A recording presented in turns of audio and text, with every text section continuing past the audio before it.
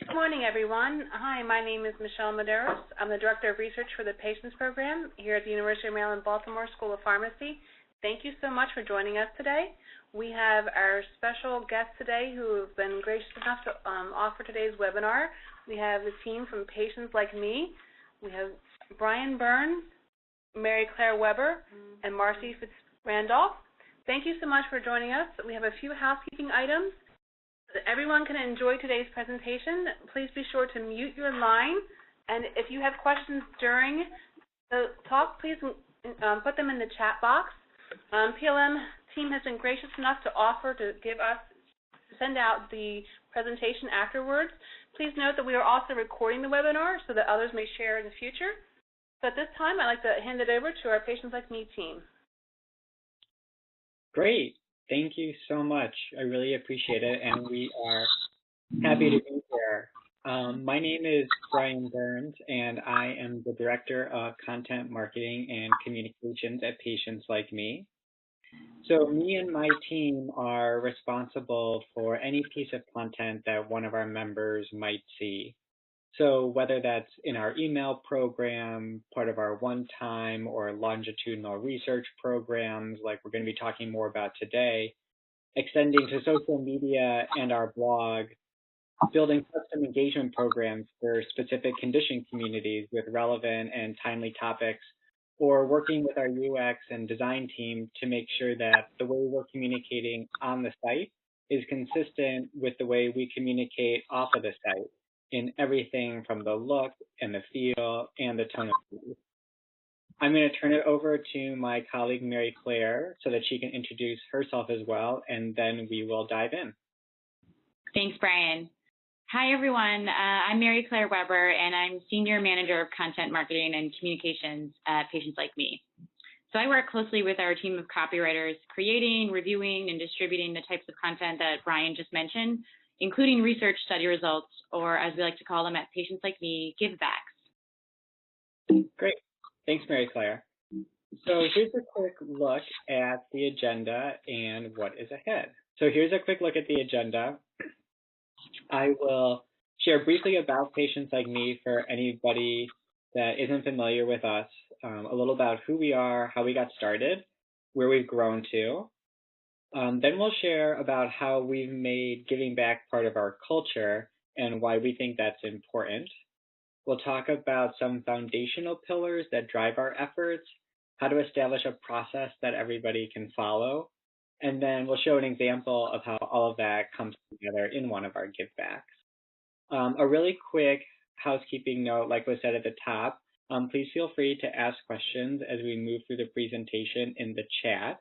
So towards the top of the screen where the chat icon is located, when you click that icon, you'll see on the right hand of your screen all of the participants. Please look for Marcy, who will be helping monitor questions for us as they come in, and you can chat her directly. So Patients Like Me started with one patient and one family's experience with a life-changing condition. In 1998, Stephen Haywood was diagnosed with ALS, and his two brothers, Ben and Jamie, immediately went to work, becoming almost citizen scientists, trying anything they could to slow their brother's disease progression. But after years of a trial and error approach that wasn't working, they knew there had to be a better way. And so in 2004, along with their family friend Jeff Cole, Ben and Jamie founded Patients Like Me, the first condition community being for ALS. Over the years, Patients Like Me has expanded, first into other neurodegenerative conditions like MS and Parkinson's, then into HIV and AIDS, then mood and mental health, until in 2011, we opened the platform up to anybody living with any condition. So now there are more than 660,000 members sharing about 2,900 different conditions. And everything they're contributing to this learning health network has resulted in more than 46 million structured data points, almost 6 million free text posts, and even more recent, members are selflessly sharing their blood and biology so that real-world data can be connected to new insights. All the while, members are learning from others just like them who are experiencing the same things as them. They're tracking what's changing with customized profile tools and connecting with the community, not just based on condition, but on symptoms and treatments too. They are lifting each other up and giving back to a community that is giving to them. So while we're on this webinar today to talk about research givebacks and return of results, at its core, we like to think that the entirety of the Patients Like Me platform is intended as one enormous giveback and learning system in and of itself. And that's why giving back matters so much to us, because it's been part of our culture from the very start. So while it may seem like we're here today to just talk through the tactics or maybe the approach, we feel it's also important for anyone that wants to deliver value back that they have their own set of values that help drive the work forward. We have come up with a few philosophies to help with that ourselves. This is the idea that having our own set of values can help deliver value back. The first is our give data and get data philosophy. If you participate in research, you deserve to know the results of that research, to take control of your health, become a partner in your care, and improve your outcomes. It really is our mantra. And from the very start of every research project we do, we know this philosophy is applicable. It might sound less important to put something like this down in words, but believe us, it really is crucial to establishing a culture of returning value. So then we have our openness philosophy and transparency policy, and these you can actually find on our website. So with the openness philosophy, we believe that sharing your healthcare experiences is good. And why is that? Because when patients share real-world data, we think that collaboration on a global scale becomes possible, new treatments become possible, and change becomes possible. And then our transparency policy guides the way that we communicate. We want our members to know who we're working with, why we're collaborating with them, and what they can expect. Every once in a while, we have a client or a life science partner that will want to do research with us and engage our community, but they actually don't want to tell our members who they are, and we politely say, no, that will not work for us. Now, let me say also, for the sake of this more public presentation and webinar that goes beyond Patients Like Me participants in the community, in the example that you're going to see, we have removed our partner's name, but rest assured, our members know exactly who we are working with. And then lastly, before I turn it over to Mary Claire, I wanted to share 3 medium-level concepts that guide our giveback development. So the first is to make it approachable. It's hard to remember sometimes when you live life as a researcher that in fact not everyone is actually a researcher like you.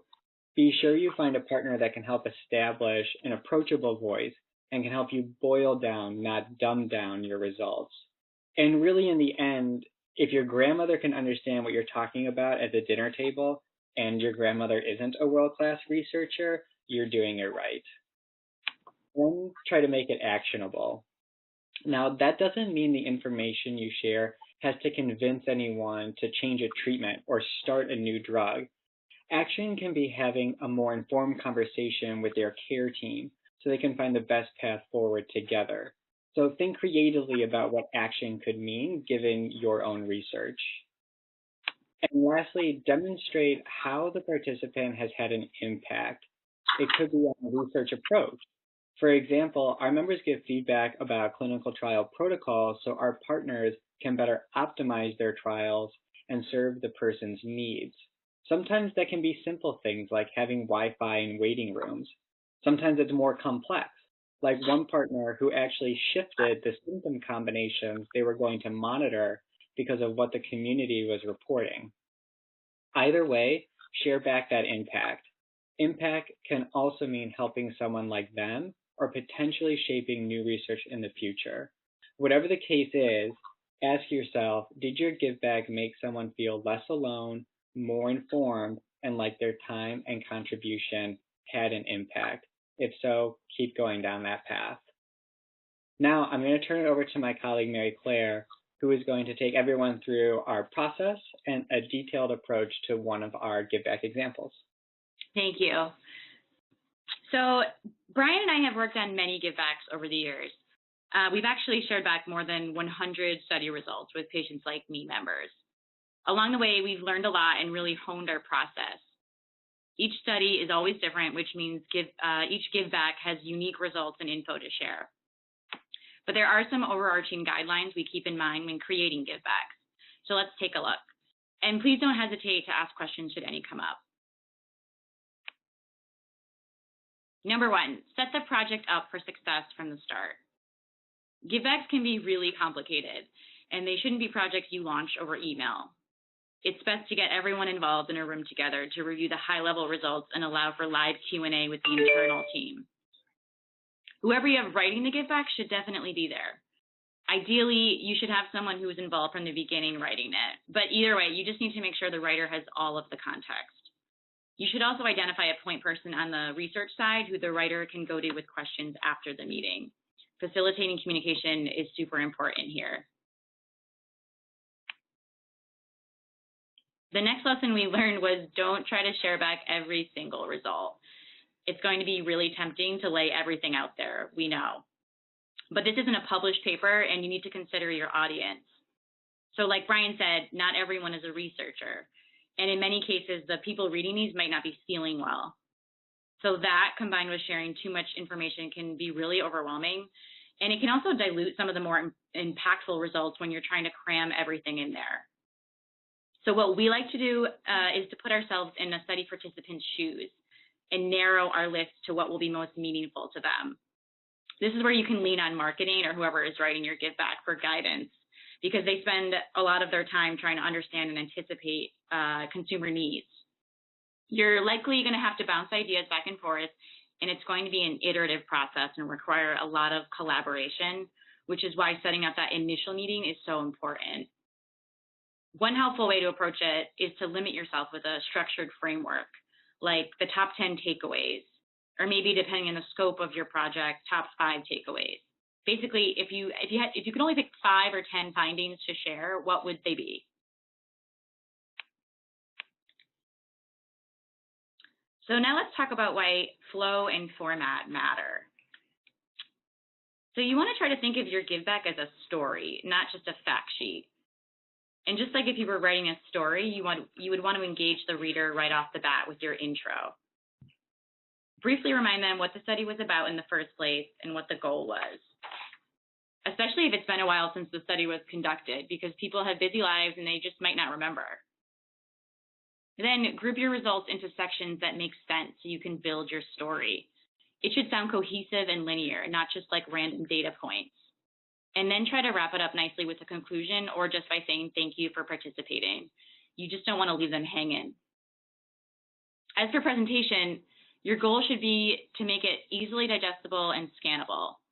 Again, the average person isn't likely to be drawn in by something that looks like a published paper because that kind of feels like work. The fewer words, the more visual elements, the better. So at Patients Like Me, we actually do infographics, and I'll be showing you an example shortly, but we didn't always have design resources.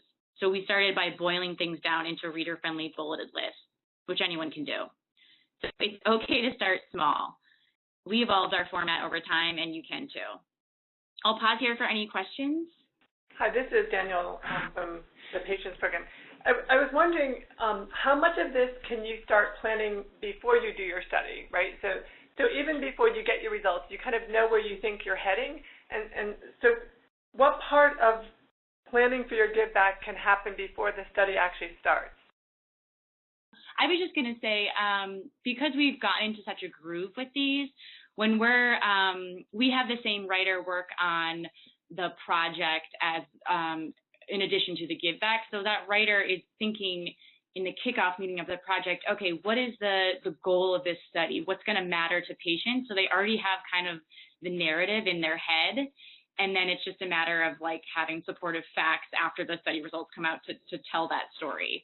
So it's really asking like, what is the most important thing for patients from the very beginning? Yeah, I was going to say something similar, and I would just add that our team, in partnership with research, being involved from the beginning also means that we are reading the study protocol and giving feedback. We are reading the questions that are part of whatever surveys might be included. And so as a group, we are already kind of thinking about, like Mary Claire said, what might be the most compelling story, the most informative or actionable for members even before we launch the study. And I might get into a little bit of that in this next section, so just let me know if there's any follow-up questions. Okay, so finally, always try to share the why. So on our team, we have a mantra we say in our heads whenever we're writing anything to our members. It's called, what's the so what? It holds us accountable and forces us to articulate why we're sharing this thing with our members and why it should matter to them. So for Givebacks, this means going beyond just spitting out facts and underlining why their participation is important. What makes the study more than just a survey? Why should they feel good about having given us their time? Sometimes it's super tangible. For example, in studies where we ask members to weigh in on a potential clinical trial design, we're often able to go back to them and say that because of their feedback, the trial design is changing in XYZ way for the better. But often it's less tangible. And that's okay. When that's the case, it's just about affirming that their voice was heard and that they're bringing new perspectives to the healthcare industry. So when you're working on a give back, challenge yourselves to define the so what. And pro tip, like I just mentioned, it helps to think about this from the very beginning in that first team kickoff meeting. Now we'd like to show you an actual example of a give back we've shared with our members. We'll dissect it so you can see how we got to the finished product. Just for some background, this study was about treatment emergent sexual dysfunction, or TESD for short. This is something that many people with major depressive disorder experience as a side effect of antidepressants. So over 480 Patients Like Me members took part in this survey. And the goal was just to better understand the patient perspective on TESD and the impact it can have on their lives. After analyzing members' responses, our research team came to us with a 68-page deck. And from that, we distilled it to a 2-page infographic that you can see below. Let's zoom in a bit.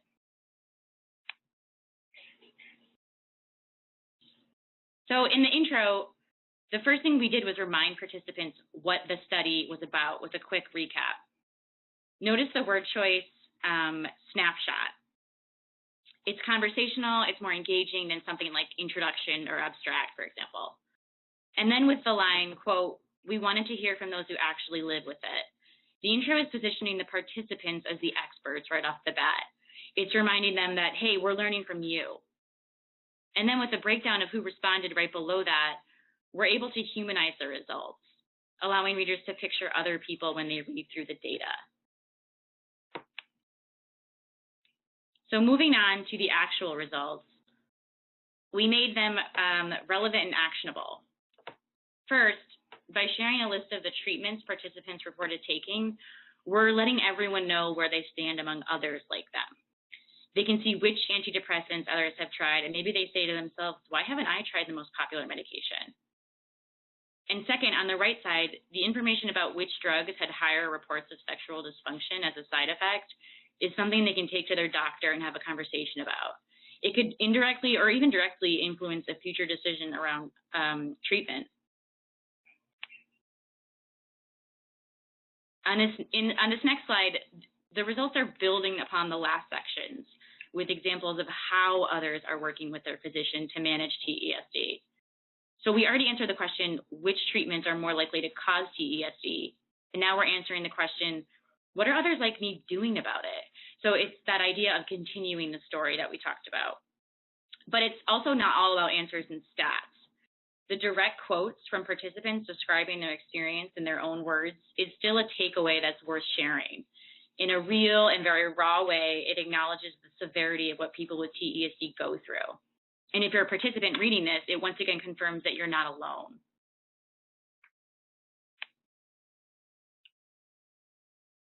And finally, wrapping the give back up. So in this instance, especially given the sensitive topic, we wanted to show our appreciation for those who took the time to share about something so personal. The nature of this study was information gathering, so there weren't any concrete outcomes or next steps to report. But just never underestimate the powerful effect of just saying thank you and we hear you, which is what we did here. And to follow our own advice, thank you for listening today. We really hope this will be helpful when you're sharing back results in the future. And as we mentioned, all of this is being recorded, but we're happy to answer any questions at this time. Thank you so much, Mary Claire, Brian, and Marcy. We appreciate the presentation today. And so we would like to open the floor to any questions that people may have. While we're waiting for others to jump in, again, this is Danielle. Great presentation, Brian and Mary Claire. I wanted to talk a little bit about, some of the differences between some of the populations that may be involved in research. And I know that patients like me tend to skew towards more IT-savvy people and maybe a little bit towards the higher end of the literacy scale. And I'm wondering kind of what advice you might have about how you might change a give back if you were dealing with people who maybe have numeracy issues. Some of the percentages that you put up there may be confusing to people with lower numeracy or literacy skills. And can you just comment on kind of how we might adapt your approach, keeping the essence, but depending on who the audience might be? Yeah, I think part of it is how much information you serve up at once.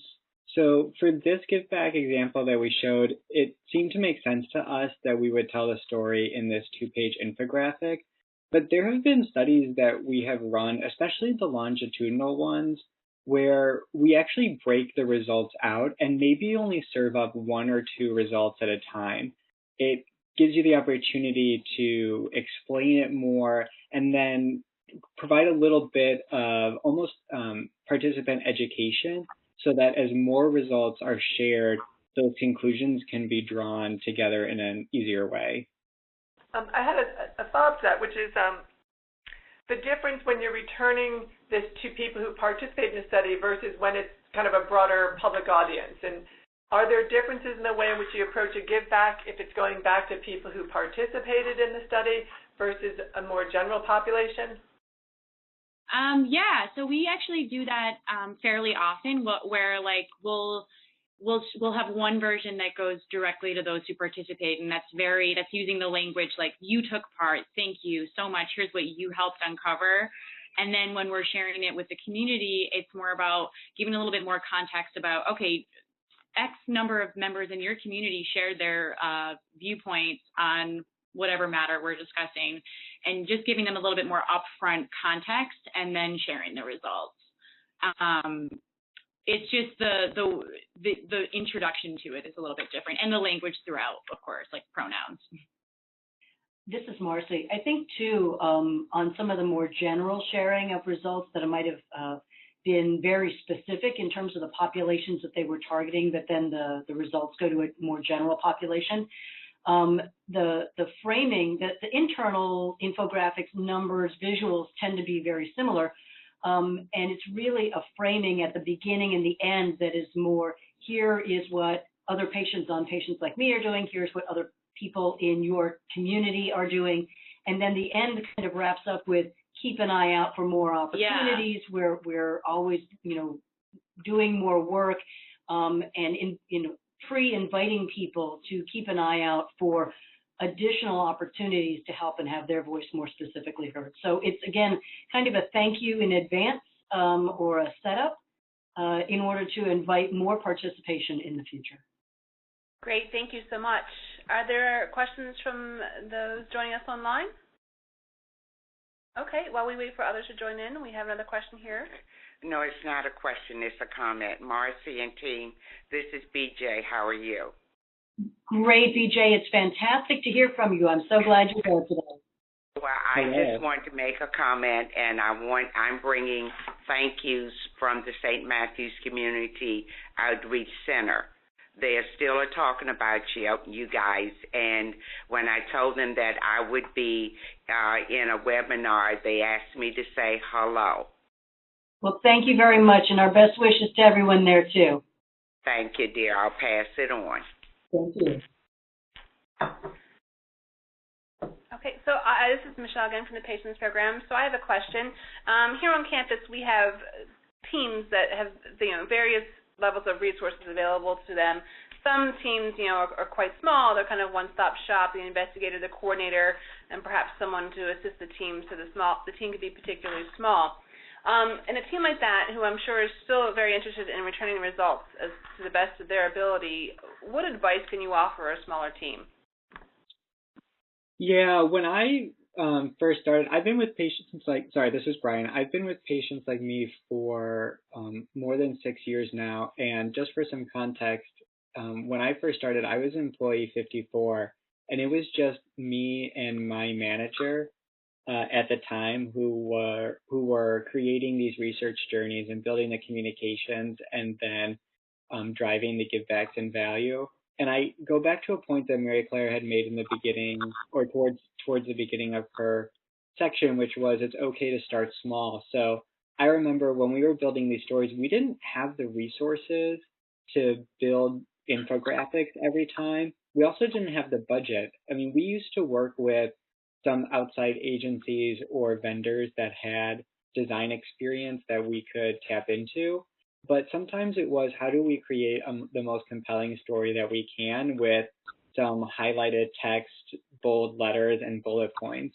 And for us, it was more about getting something digestible back in a timely fashion than always having it necessarily be the prettiest looking thing. Yeah, and to add to that, I would say there are so many free tools out there that could help a small team. Like I'll list one of them off the top of my head is Canva. It's like a free design tool, so you don't have to be a designer to use it, but you could use that tool to create some more visually interesting graphics. So I would encourage anyone to just get on the internet and look up some of these free tools. And this is Marcy. My 2 cents on that, having been at Patients Like Me just a little bit longer than Brian, it was wonderful when we had people who were dedicated to thinking about the language that we talk to our patients in, but were not researchers, who were specifically not educated in the research world, weren't using that language and those terms and that format all the time. So any opportunity you can for a small team to engage the people on your team who do not have a research background, do not necessarily have a science background. Maybe it's a case of asking some people to read over things that you've prepared that you think come from a patient perspective to see if they're understandable.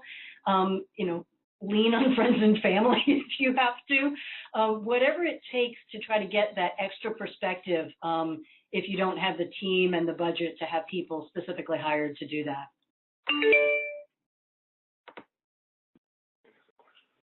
And the questions, we will make sure that we've got the name of the Canva.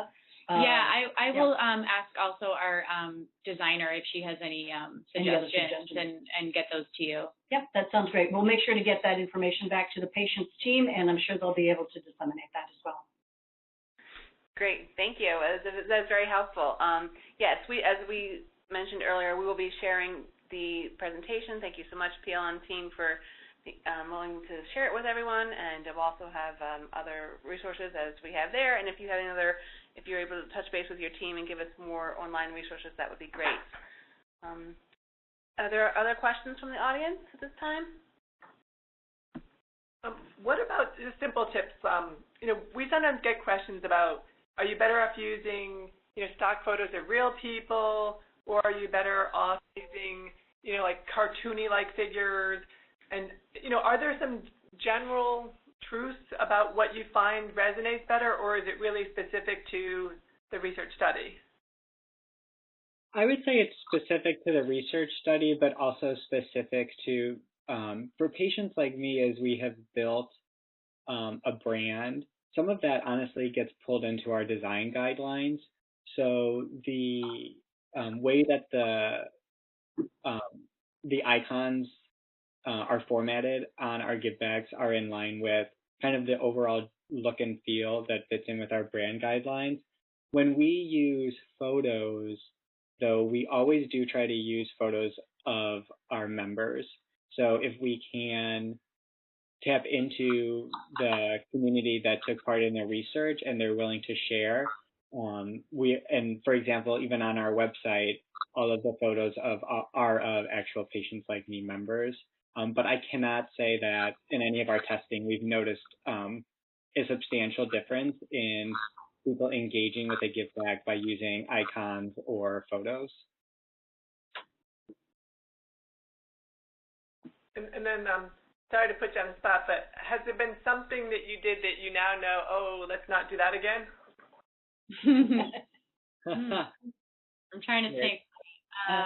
I can think, and Brian may or may not remember this, but there was one give back early in the days where it was a bit of a fire hose effect. It was a little too much information, and I think that's where some of the lessons about don't try to give back everything came from.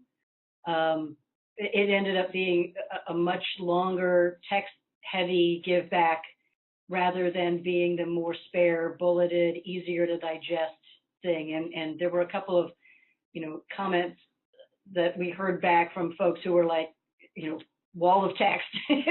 It made no impact on them. Yeah, the only one I can think of is a little complicated, but we ended up, in our efforts to make it very personal, the study had involved several different patient groups. So we wanted to send a specific one with results to each condition group. And it got very complicated, and we realized that we could still tell the story high level. So it was more of an internal learning for our own process. But yeah, it's just, I guess that's my only example. So not to put you on the spot, Daniel, but I know that your group has been doing work with give-backs and getting information out to patients too, and your research participants. How is that going for you? I think very well. We've tried to experiment with a couple of different things, and we, do the same thing that you talked about. Obviously, not quite as formalized as you are yet, but try to run it by some of our advisors, some people who kind of are representative of the community. One challenge that we sometimes face is if we're trying to get the information out to the general public, we could, post it on our website, or we could use Facebook or something like that. But sometimes the studies that we're involved in, people, as with any study, you lose contact. So if you try to get back to the individuals, you may get a lot of bounce back email addresses and things like that. So I know that you do a very good job of keeping people informed and kind of keeping them on your site. But what are your lessons about that? Because when you try to keep in touch with people, it's hard to do that if suddenly you lose their contact information. So that's kind of the challenge we've faced. And I was figuring, maybe 12 years ago you were struggling with that. And does anybody remember what you did 12 years ago to keep people so that you didn't lose their email? Yeah, we actually still struggle with that. I think anybody who has their primary form of communication over email does. I mean, people get busy, people stop engaging, people unsubscribe. I think one of the things that we've always tried to do, Mary Claire, and please feel free to add, is we have a couple of different ways of communicating with people. So it isn't just over email. We also have our private message system on the site. And so when we give results back, as we usually invite people via our private message system, you can unsubscribe or not engage with the email alerts for that private message. But one of our core philosophies is that you should know about any research opportunity or potential result if you're part of the Patients Like Me community. So you actually can't turn off your private message system when it pertains to research. Now, of course, you have to get into, on the email side, make sure that you are complying with CAN-SPAM regulations, that you are respecting people's email and privacy settings. But for our website, that is our philosophy with private messages. And so anybody that might not be subscribed to one of our email lists, we do still have that opportunity to give it back to them. We also usually post these in the forums. So we're trying to figure out like any avenue that we can to feed that information back. But it's true. It's challenging if email is the one and only primary form. I would also add that it just shows the importance of trying to do these in a timely manner. And it's not always possible because sometimes it takes a very long time to analyze the data. But we have gotten better as a team about being more prompt with our data or results returns. And we had a huge backlog we had to work through, but because we know that people can lose touch with us or forget, like I mentioned, what the study even was. So the sooner you can close that loop, the better. Another thing, too, is that on projects that might be long to accrue, so it's more of a longitudinal data collection for us, but it might have been a single point of contact with the project for a patient at the beginning, trying to figure out a way to do some sort of interim updates about where a longer standing project might stand is something that is varying success, but you at least have a sense of being able to potentially keep their interest long enough for the next email or the next email, and try not to have it be 3 or 5 years from their participation. How you guys doing? This is Rodney, the engagement specialist over here at the Patients Program. Kind of a question piggybacking off of Dr. Mullen's question. Have you guys had any success, or do you guys use social media for dissemination or recruiting, or do you have any tips for that? Is that a red flag, or? Mary Claire, I'll take the recruiting one if you want to talk about dissemination after that. Yeah, definitely. So online recruiting is one of our forms. We don't have any red flags for that necessarily. We try to look at our whole ecosystem. So whether that's working with nonprofit organizations that maybe have an interest in the research as well, doing online recruiting, going to events and meeting people in person. But specifically for online recruiting, we just are always making sure that all of our advertisements still go through our institutional review boards, and that we are compliant with the rules and regulations, for example, that are on Facebook. One that I can point out tangibly is that if we were recruiting for a study specifically for an MS community, you can't write an advertisement that says, "You're living with MS, you should take part in this study." Now that's very pointed and direct, but the idea is that you cannot